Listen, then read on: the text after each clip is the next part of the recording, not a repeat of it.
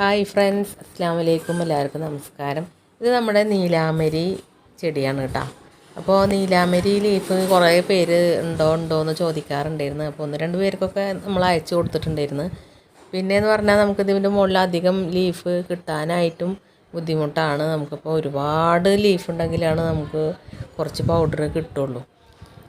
അപ്പോൾ നീലാമരിയുടെ ലീഫ് നമുക്ക് hair oil ഉണ്ടാക്കാനായിട്ടും shampoo ഉണ്ടാക്കാനായിട്ടും അതേപോലെ തന്നെ ചില ഫേസ് പാക്കുകൾ ഉണ്ടാക്കാനൊക്കെ ആയിട്ടാണ് ഒരുപാട് പേര് ഒറിജിനൽ നീലാമരി, അതായത് നമ്മൾ പുറത്തുനിന്ന് പൗഡറായിട്ട് എടുക്കുമ്പോൾ ഒരുപാട് കൂട്ടുകളായിട്ടാണ് അതിൽ കൂട്ടൊക്കെ ചേർത്തിട്ട് നമുക്ക് കിട്ടുള്ളൂ.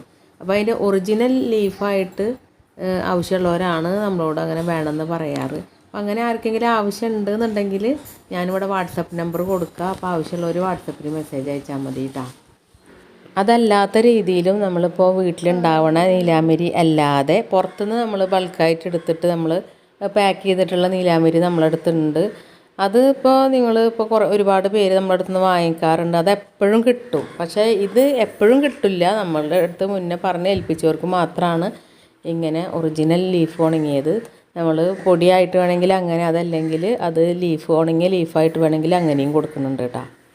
പിന്നെ ഒരു പ്രത്യേക രീതിയിൽ ഉപയോഗിച്ച് കഴിഞ്ഞാൽ നല്ലൊരു ഹെയർ ഡേ ആയിട്ട് നമുക്ക് ഇത് ഉപയോഗിക്കാൻ പറ്റും കേട്ടോ. നമുക്ക് നരച്ച മുടിയുള്ള ആൾക്കാർക്ക് ആദ്യം മൈലാഞ്ചിപ്പൊടി ഉപയോഗിച്ച് മുടി നന്നായി ചോപ്പിച്ച ശേഷം അതിൻ്റെ മുകളിൽ നീലാമരി ഒരു പ്രത്യേക രീതിയിൽ ഉപയോഗിച്ച് കഴിഞ്ഞാൽ നല്ല രീതിയിൽ മുടി കറുത്ത് കിട്ടും. അപ്പോൾ ഒറിജിനൽ നീലാമരി ആണെങ്കിൽ അതിന് കുറച്ചും കൂടി ഗുണം കൂടുന്നു മാത്രം.